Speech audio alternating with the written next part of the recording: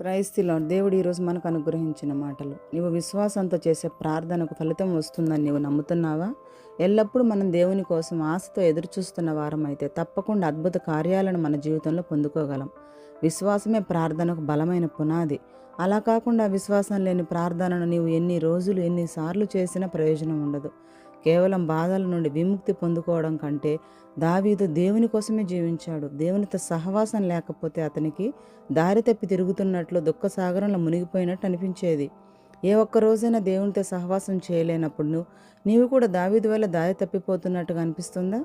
లేక ఒకరోజు ప్రార్థన చేయకపోతే ఏమైపోతుందిలే అని భావిస్తున్నావా? దేవుని కృప నీకు ఎల్లవేళలా తోడుగా ఉండాలంటే దేవునితో అత్యంత సన్నిహితమైన సహవాసం నీవు కలిగి ఉండాలి.